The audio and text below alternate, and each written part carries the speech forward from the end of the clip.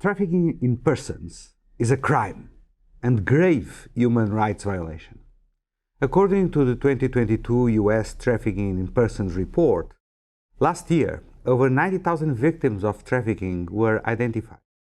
More than 10,000 cases were prosecuted and 5,000 were convicted. Despite significant advancements to address this distressing phenomenon, our work is far from over. Today, as we mark World Day Against Trafficking in Persons, I want to commend states on the progress made to combat this crime. And I call on them to reinforce their ongoing efforts, further capitalizing on the opportunities that new technology brings to address the crime. Traffickers are increasingly using technology to abuse and exploit people. Online recruitment and abuse of migrants has sharply increased since the beginning of the COVID-19 pandemic. Governments can also utilize technology, and must do so, to end this crime, conducting investigations and operations in cyberspace in line with the human rights standards, as well as better identify and protect victims and survivors.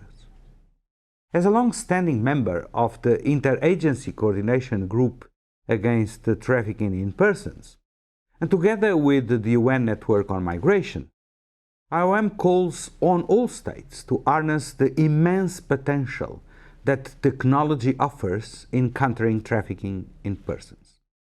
Technological developments can also help us learn more about trafficking in persons and help alert potential victims, as exemplified by IOM's counter-trafficking data collaborative, the CTDC.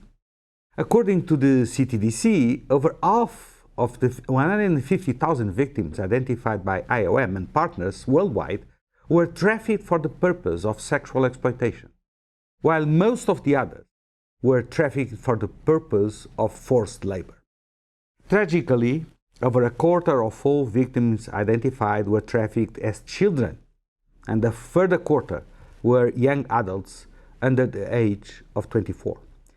IOM is committed to prevent and combat trafficking in persons through international cooperation, in line with the commitments contained in the International Migration Review Forum Progress Declaration. I'm convinced that if we join efforts, we will be able to leverage technology to protect victims and end trafficking in persons.